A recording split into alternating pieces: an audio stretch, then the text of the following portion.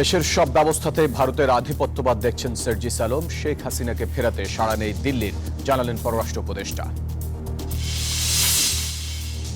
H-1B ভিসার নিয়ম শিথিলে ট্রাম্পের সম্মতিতে স্বস্তিতে ভারত, শঙ্কা কাটছে প্রযুক্তি খাতের মেধাবীদের, খুশি আগ্রহী বাংলাদেশিরাও। এবং মরুর দেশ সৌদি আরবে বাংলাদেশি নারীর সাফল্য গাথা, দেশীয় খাবারে মন জয় ভিনদেশিদের, উৎসাহিত অন্য প্রবাসীরা।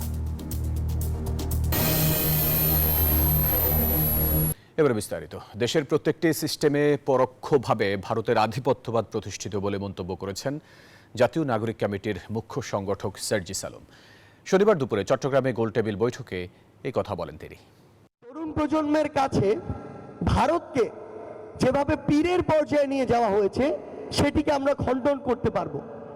আমরা আধিপত্যবাদ যদি খণ্ডন করতে চাই, এই আধিপত্যবাদ যেই প্যারামিটারগুলো দিয়ে তৈরি হয়েছে সেগুলো আমাদের আগে ভাঙতে হবে। সাবেক প্রধানমন্ত্রী শেখ হাসিনাকে দেশে ফেরত পাঠানোর বিষয়ে ভারত থেকে কোনো আনুষ্ঠানিক চিঠি পায়নি বাংলাদেশ, এমনটি জানিয়েছেন পররাষ্ট্র উপদেষ্টা তৌহিদ হোসেন। পূর্বাচলে এক আয়োজনে কথা বলেন তিনি।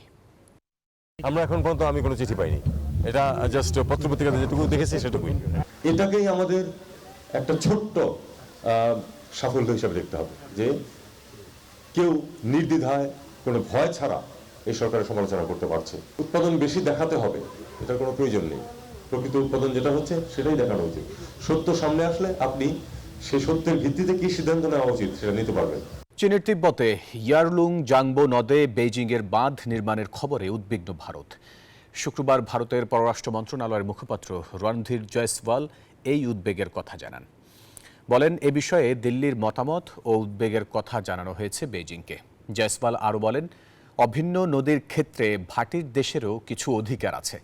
প্রস্তাবিত বাঁধ দুই ভাটির দেশ ভারত ও বাংলাদেশের নদী প্রবাহে প্রভাব ফেলবে। ঢাকা দিল্লি এ বিষয়ে চিন্তিত বলেও দাবি করেন তিনি। এই বাঁধ নির্মাণে চীনের খরচ হবে আনুমানিক $13,700 কোটি।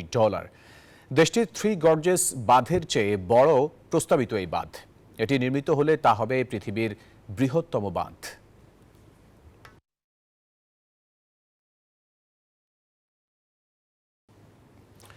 যুক্তরাষ্ট্রের H-1B ভিসার নিয়ম শিথিলে জো বাইডেন প্রশাসনের নেওয়া সিদ্ধান্তে ডোনাল্ড ট্রাম্পও সায় দিয়েছেন। আর তাতে স্বস্তিতে ভারত সরকার, কারণ H-1B ভিসা কর্মসূচিতে ভারতীয়দের অংশগ্রহণই সবচেয়ে বেশি। এই ভিসা নিয়ে ট্রাম্পের নমনীয় অবস্থানে খুশি আগ্রহী বাংলাদেশিরাও। যুক্তরাষ্ট্রের তথ্য প্রযুক্তির প্রতিষ্ঠানগুলোতে বহু ভারতীয় ও চীনা নাগরিক কাজ করেন। কয়েক বছর ধরে ভিসা সংক্রান্ত সমস্যায় ভুগছিলেন তারা। দেখা দেয় কাজ হারানোর শঙ্কাও। এই খাতে যুক্ত মেধাবীদের জন্য যুক্তরাষ্ট্র যে ভিসা দেয় তাকে বলা হয় H-1B ভিসা। এটি একটি অভিবাসী ভিসা। ভারত, চীন সহ বিদেশি মেধাবী কর্মী নিয়োগের ক্ষেত্রে এই ভিসার উপর নির্ভর করে অ্যামাজন, গুগল, মেটার মতো প্রযুক্তি প্রতিষ্ঠানগুলো। সম্প্রতি এই ভিসার নিয়ম শিথিল করেছে বিদায়ী প্রেসিডেন্ট জো বাইডেনের প্রশাসন।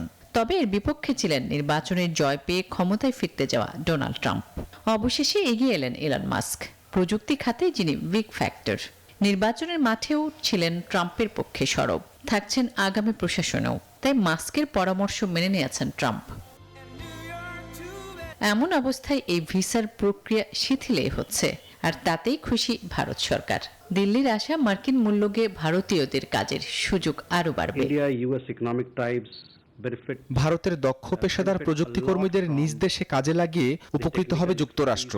এতে দুই দেশই লাভবান হবে। সেই সাথে দিল্লি ওয়াশিংটনের অর্থনৈতিক সম্পর্ক আরও মজবুত হবে। ইলন মাস্কের পরামর্শ শুনে ট্রাম্পও এখন বলছেন, নিজেদের স্বার্থে এই ভিসার মাধ্যমে মেধাবী ও দক্ষ প্রযুক্তি কর্মীদের যুক্তরাষ্ট্রে নেওয়া প্রয়োজন। আসমাতুলি, নিউজ 24। মরুর দেশে বাংলাদেশি নারীর সাফল্য গাথা। দর্শক, সৌদি আরবে বাংলা আর বাঙালি খাবার দিয়ে মাত করছেন বাংলার নারীরা। শুধু প্রবাসী নয়, এমন খাবার পেয়ে খুশি ভারত, ফিলিপাইন, পাকিস্তানের নাগরিকরাও। সৌদি আরবের রিয়াদ থেকে রুস্তম খানের প্রতিবেদন। কিছুদিন আগেও সৌদি আরবে নারীরা ব্যবসা বাণিজ্য করবে তা ছিল স্বপ্নের মতো। সেই সাথে স্থানীয়দের সাথে তাল মেলাটাও ছিল বড় চ্যালেঞ্জের। মরুভূমির দেশ সৌদি আরবের রাজধানীর প্রাণকেন্দ্র ফিলিপাইনি মার্কেটে বাংলা সহ দেশি বিদেশি খাবারের পসরা নিয়ে বসেছেন বাংলাদেশি নারীরা। ক্লিন করি, খানা সার্ভ করি, সবকিছু আমাদের মহিলাদের হাতেই হয়। এই প্রথম সম্পূর্ণ বাংলাদেশি নারীরা গড়ে তুলেছেন নিজেদের পরিচালিত ঘরের খাবার রেস্টুরেন্ট। ঐতিহ্যবাহী বাঙালি খাবারের স্বাদ ছড়িয়ে দেওয়াই যাদের লক্ষ্য। সৌদি আরব সরকার সুযোগ দিয়েছে মহিলাদের কাজ করার জন্য। তো এটা থেকে আমি একটা নিলাম, পদক্ষেপ নিলাম না। দেশে যে খানাটা পাইতো এই ছাত্ররা আশা করি আমি পাইবো। আমরা মনে হচ্ছে যে বাংলাদেশও প্রবাসও একটা বাংলাদেশ। দেশটিতে নারীরা এখন এগিয়ে যাচ্ছে ব্যবসা বাণিজ্যে, সেই সুযোগ কাজে লাগাচ্ছেন অনেক তরুণ উদ্যোক্তা। আমাদের সবকিছু মিলে একটা টিম আছে এখানে, যাতে টিমে হেড হইছে আমি। আমরা যেখানে কাজ করতেছি আমাদের এখানে এত ভালো লাগতেছে এই সিস্টেমটা দেখে, যে একটা রেস্টুরেন্টে মেয়েরা পুরোটা আইটেম করতেছে, মেয়েরা চালাইতেছে। আধুনিকরণের ছোঁয়ায় সৌদি আরব রক্ষণশীল মুসলিম রাষ্ট্র নারীর ক্ষমতায়ন ও সর্বক্ষেত্রে কাজে লাগাতে ভিশন 2030 সামনে রেখে এগিয়ে যেতে শুরু করেছে। আর এতে যোগ দিয়ে বাংলাদেশি নারীরাও রেমিটেন্স খাতে রাখতে চায় বিশেষ অবদান। এই রেস্টুরেন্টের মাধ্যমে প্রবাসী বাংলাদেশিরা তাদের মা বোন স্ত্রীর হাতের খাবারের স্বাদ গ্রহণ করতে পারবে বলে মনে করছেন এখানকার রেমিটেন্স যোদ্ধারা। মোহাম্মদ রুস্তম খান, নিউজ 24, রিয়াদ, সৌদি আরব। সিলেটের ওসমানী বিমানবন্দরকে পূর্ণাঙ্গ আন্তর্জাতিক এয়ারপোর্টে রূপান্তরের দাবিতে যুক্তরাজ্যের লুটনের বল ডেকে এক মত বিনিময় সভা অনুষ্ঠিত হয়েছে। Campaign committee UK for fully functional Osmani international এয়ারপোর্টের সহযোগিতায় ও গ্রেটার সিলেট ওয়েলফেয়ার অ্যাসোসিয়েশন লুটনের উদ্যোগে এই সভা অনুষ্ঠিত হয়। সভায় সভাপতিত্ব করেন সংগঠনের সভাপতি শফিক খুররাম চৌধুরী। এতে প্রধান অতিথি ছিলেন ক্যাম্পেইন কমিটির আহ্বায়ক KM আবু তাহের চৌধুরী। বিশেষ অতিথি ছিলেন ক্যাম্পেইন কমিটির যুগ্ম আহ্বায়ক জামান আহমদ সিদ্দিকী, মাহবুবুর রহমান কুরেশি, মোহাম্মদ আজম আলী, মাওলানা আব্দুল কুদ্দুস, সদস্য সচিব মোহাম্মদ আব্দুর রব ও অর্থ সচিব সলিসিটর মোহাম্মদ ইয়াওর উদ্দিন। ছাত্র সংসদ নির্বাচন ঘিরে বিভক্ত ঢাকা বিশ্ববিদ্যালয়ের ছাত্র রাজনীতি। গঠনতন্ত্র সংস্কারের পরে নির্বাচন চায় ছাত্রদল, আর সংস্কার চাইলেও দ্রুত নির্বাচনের রোডম্যাপ চায় বৈষম্য বিরোধী ছাত্র আন্দোলন। নানা দাবিতে সক্রিয় ক্যাম্পাসের অন্য সংগঠনগুলো শিক্ষার্থীদের সাথে আলোচনার মাধ্যমে ডাকসু ইস্যুতে সিদ্ধান্ত নিতে চান উপাচার্য। সংস্কারের মধ্য দিয়ে নির্বাচনের পথে হাঁটতে চায় বিশ্ববিদ্যালয় প্রশাসন। বিস্তারিত জানাচ্ছেন সজল দাস।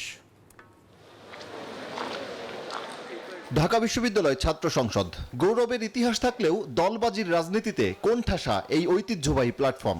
বিশেষ করে গেল 16 বছরে ক্ষমতাসীনদের অনাগ্রহে হারিয়েছে স্বাভাবিক ধারা ও গ্রহণযোগ্যতাও। পরিবর্তিত পরিস্থিতিতে ডাকসু নির্বাচন ঘিরে আবারও সরব বিশ্ববিদ্যালয় রাজনীতি। শিক্ষার্থীদের কণ্ঠ হিসেবে আবারও সক্রিয় হোক ডাকসু, এমন চাওয়া সাধারণ শিক্ষার্থীদের। ডাকসু যেন কোনোভাবেই পুরনো দিনের লেজুর ভিত্তির হাতিয়ার হয়ে না ওঠে, তাই গঠনতন্ত্র সহ ক্ষমতা কাঠামোয় আমূল পরিবর্তন চাইছে ছাত্র সংগঠনগুলো। সিন্ডিকেট আগে ডিসম্যান্টেল করে নতুন সিন্ডিকেট বানাতে হবে। আপনার যে ছাত্র লীগাররা রয়েছে তাদের একটা নিয়মতান্ত্রিক উপায়ে বিচারের প্রক্রিয়ার মধ্যে দিয়ে নিয়ে শুদ্ধিকরণ করতে হবে এবং ডাকসুর গঠনতন্ত্র সংস্কার করতে হবে। এই তিনটা কাজ করার পরে ডাকসু যখনই দেওয়া হোক আমাদের কোনো আপত্তি নেই। সংস্কার ঘিরে জাতীয় রাজনীতির প্রভাবও বিদ্যমান ঢাকা বিশ্ববিদ্যালয়ে। সংস্কার নাকি নির্বাচন, কোনটি আগে, এ নিয়ে মতভেদ স্পষ্ট। গঠনতন্ত্রের বর্তমান যে অবস্থা, এটার মধ্যে গণতান্ত্রিক কিংবা শিক্ষার্থীদের প্রতিনিধিত্বের ব্যাপারে আসলে কোনো কিছুই ওইভাবে বলা নাই। তো ওইটার একটা সুষ্ঠু এবং গণতান্ত্রিক সংস্কারের আগে ডাকসু নির্বাচনে যাওয়াটা আমার কাছে মনে হবে খুবই অকার্যকর এবং খুবই অপরিপক্ক সিদ্ধান্ত হবে। আর এই দুয়ের মধ্যে যোগসূত্র খুঁজছে বিশ্ববিদ্যালয় প্রশাসন। কমিটি গড়ে শিক্ষার্থীদের সঙ্গে বসার পরিকল্পনা উপাচার্যের। একটি কমিটিকে দায়িত্ব দিয়েছি ডাকসু সংক্রান্ত ব্যাপারে, তাদের গঠনতন্ত্র সহ ইত্যাদি বিষয়ের কিছু সংশোধন প্রস্তাব এসছে, এগুলো আমরা কতটুকু করতে পারবো, কিভাবে করব, এগুলো এটা নিয়ে তাদের মতামত পাওয়ার পরে আমরা চিন্তা করব আরো মোটামুটি একটা সবার সাথে মিলে একটা সমঝোতার ভিত্তিতে একটা আনন্দমুখর পরিবেশে যেন আমরা এই কাজটি করতে পারি। শিক্ষার্থীরা বলছেন অধিকার আদায় কিংবা জাতীয় রাজনীতি সব সময় সোচ্চার ঢাকা বিশ্ববিদ্যালয়। এই ক্যাম্পাসই অনেক সময় নির্ধারণ করে দেয় জাতীয় রাজনীতির গতিপথ। সজল দাস, নিউজ 24, ঢাকা।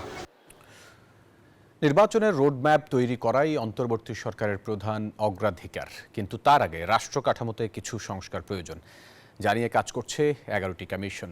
নিউজ 24কে এসব কথা জানান উপদেষ্টা রিজওয়ানা হাসান। সচিবিক দায়িত্ব পালন সহ 11 কমিশন যেসব চ্যালেঞ্জের মুখোমুখি হচ্ছে তা নিয়ে শনিবার দিনব্যাপী আলোচনা হয়। উপদেষ্টা রিজওয়ানা বলেন, সংস্কার কমিশনের সুপারিশের ভিত্তিতে চূড়ান্ত সিদ্ধান্ত নেবেন প্রধান উপদেষ্টা। বিস্তারিত জানাচ্ছেন শাহনাজ ইয়াসমিন। রাষ্ট্র সংস্কারে 11টি কমিশন গঠন করে অন্তর্বর্তী সরকার। এর মধ্যে জনপ্রশাসন, সংবিধান, দুদক, নির্বাচন, বিচার বিভাগ এবং পুলিশ সংস্কার কমিশন গঠন হয় অক্টোবরের 3 তারিখ। 31 ডিসেম্বরের মধ্যে এগুলোর সুপারিশ জমা দেওয়ার কথা ছিল। কিছু কাজ বাকি থাকায় মন্ত্রিপরিষদ বিভাগ থেকে বৃহস্পতিবার এই 6 কমিশনের সময় বাড়িয়েছে 15 জানুয়ারি পর্যন্ত। অন্যদিকে 17 ফেব্রুয়ারির মধ্যে প্রস্তাব জমা দিবে এমনটা জানিয়ে স্বাস্থ্য, নারী, গণমাধ্যম, শ্রম এবং স্থানীয় সরকার কমিশন গঠন করা হয়েছিল 19 নভেম্বর। প্রথমবারের মতো আলোচনার জন্য রাজধানীর মাইডাস সেন্টারের টিআইবি অফিসে একসাথে বসেন 11 সংস্কার কমিশন প্রধানরা। হয়তো বিভিন্ন কমিশনের তারা আলাপ করছে যে কীভাবে কোঅর্ডিনেট করবে, কীভাবে করবে, এটা আলাপ হচ্ছে। বৈঠকে আইন উপদেষ্টা আসিফ নজরুল, পরিবেশ উপদেষ্টা সৈয়দা রিজওয়ানা হাসান, শিল্প উপদেষ্টা আদিলুর রহমান এবং সড়ক পরিবহন উপদেষ্টা ফাউজুল কবির উপস্থিত ছিলেন। এটা হচ্ছে বিভিন্ন যে সংস্কার কমিশন হয়েছে, কমিশনের মধ্যে একটা অভ্যন্তরীণ আলোচনা কিভাবে কাজটা আরো এগোনো যায়। তাদের কিছু কিছু ছিল সাচিবিক চ্যালেঞ্জ, কিছু কিছু ছিল ইনফরমেশনগুলো প্রসেস করার চ্যালেঞ্জ, কিছু কিছু ছিল অনেক ওভারওয়েলমিং, মানুষের অনেক ধরনের কমেন্টস, অনেক বড় বড় প্রত্যাশা, একটা কনক্লুশনে আসা, এইগুলো ছিল মূলত চ্যালেঞ্জ। কোনগুলো প্রায়োরিটি বেসিসে once their reports are finalised, প্রতিবেদনগুলো শেষ হয়ে গেলে যে প্রায়োরিটি বেসিসে কোনোগুলো আপনারা মনে করেন কিনা, what's your opinion on this, এগুলো নিয়ে কথা বলা। উপদেষ্টা সৈয়দা রিজওয়ানা হাসান বলেন, নির্বাচনের রোডম্যাপ তৈরি করা অন্তর্বর্তী সরকারের প্রধান অগ্রাধিকার হলেও এর আগে কিছু সংস্কার প্রয়োজন, যা নিয়ে কাজ করছে 11 কমিশন। কমিশনের প্রতিবেদনগুলো এগুলোর প্রাইমারি স্টেক হোল্ডার্স দুইটা, একটা হচ্ছে রাজনৈতিক দলগুলো, একটা হচ্ছে দেশের সাধারণ মানুষ। হ্যাঁ, তো এগুলো যখন পাবলিক হয়ে যাবে, ওপেন হয়ে যাবে, তখন এগুলো সবার প্রপার্টি হয়ে যাবে, সবাই এটা নিয়ে কথা বলবে, একটা ঐক্যমতে আসবে। এরকম আগে পরের বিষয় না, সবগুলো সাইমালটেনিয়াসলি চলবে। নির্বাচনটা হবে নির্বাচনের সময়ে, জি, কারণ নির্বাচনের জন্য কিছু কিছু সংস্কারের আমাদের প্রয়োজন হবে। জানান, আলোচনার বিষয়বস্তু উপদেষ্টা পরিষদকে অবহিত করা হবে। এরপর কমিশনের সুপারিশ নিয়ে চূড়ান্ত সিদ্ধান্ত নেবেন প্রধান উপদেষ্টা। শাহনাজ ইয়াসমিন, নিউজ 24, ঢাকা। জুলাই আন্দোলনের ঘোষণাপত্র প্রকাশের পক্ষে আগামী 6 থেকে 11 জানুয়ারি দেশব্যাপী গণসংযোগ সহ বিভিন্ন কর্মসূচি পালন করবে বৈষম্য বিরোধী ছাত্র আন্দোলন ও জাতীয় নাগরিক কমিটি। শনিবার দুপুরে রাজধানীর বাংলা মোটরে যৌথ সংবাদ সম্মেলনে এই ঘোষণা দেন তারা। বৈষম্য বিরোধী ছাত্রদের পক্ষ থেকে জুলাই আন্দোলনের ঘোষণাপত্র প্রকাশের কথা ছিল 31 ডিসেম্বর, কিন্তু সরকার নিজেরাই এই ঘোষণাপত্র প্রস্তুত করবে এমন আশ্বাসে সেদিন শহীদ মিনারে শুধু সমাবেশ করেই ফিরে যায় সারা দেশ থেকে আগত ছাত্ররা। এ সময় 15 জানুয়ারির মধ্যে প্রোক্লেমেশন অফ রেভলিউশন ঘোষণার আলটিমেটাম দেয় ছাত্রনেতারা।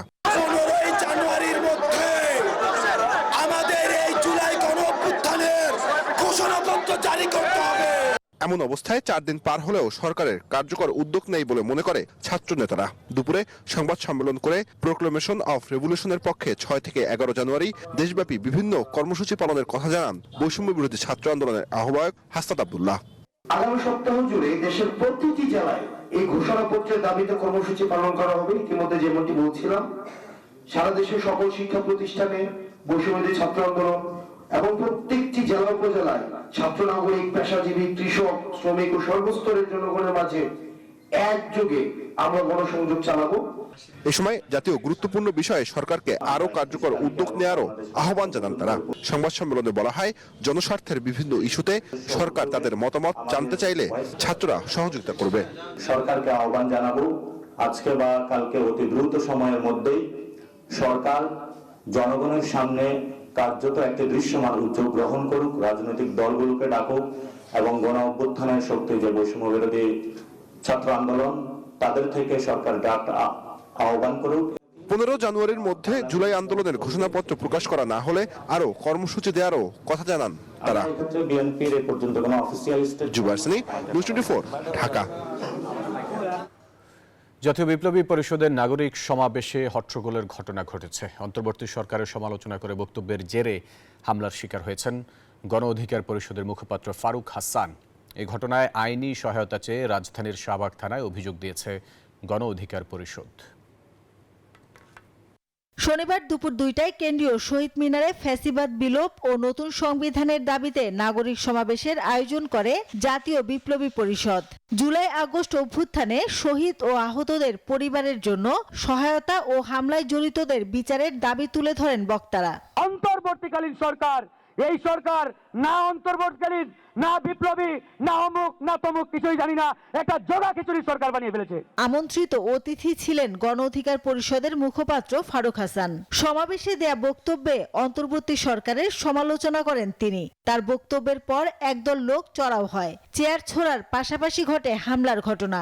আহত অবস্থায় ফারুক হাসানকে নেওয়া হয় হাসপাতালে। এ ঘটনায় থানায় অভিযোগ দিয়েছে গণ অধিকার পরিষদ। আমি যাওয়ার পর এখানে কোনো মারামারি নাই, নাগরিক সমাজের ব্যানারে একটা অনুষ্ঠান হচ্ছে শহীদ মিনারে, সেই শহীদ মিনারে হয়তো বক্তব্য দেওয়াকে কেন্দ্র করে হয়তো এই ধরনের চেয়ার ছুড়াছুড়ির মতো একটা ঘটনা দিবেন। কারা কারা এই হামলার সাথে জড়িত, আমরা তাদের যদি এটাতে সম্পৃক্ততা পাই অবশ্যই আইনগত ব্যবস্থা। এখন নিজে মিডিয়াতে ইতিমধ্যে দেখেছেন যে কিভাবে তার উপর হামলা চালানো হয়েছে, আমরা তাকে ভিডিও দেখিয়েছি। এরপরেও তিনি বলছেন যে চেয়ার ছড়াছড়ি, এই ধরনের বক্তব্য গ্রহণযোগ্য না। আমরা ডিবিসিবির সাথে কথা বলেছি, ডিএমপি কমিশনারের সাথে আমরা কথা বলবো। আমরা দেখতে চাই গণঅভ্যুত্থানে যারা ভূমিকা রেখেছে তাদের সাথে পুলিশ কি ধরনের আচরণ করে। হামলার প্রতিবাদে কর্মসূচি দিতে রোববার সংবাদ সম্মেলন ডেকেছে গণ অধিকার পরিষদ। সাথে সাথে পিছন থেকে অতর্কিতভাবে আমার উপরে তারা আক্রমণ করে।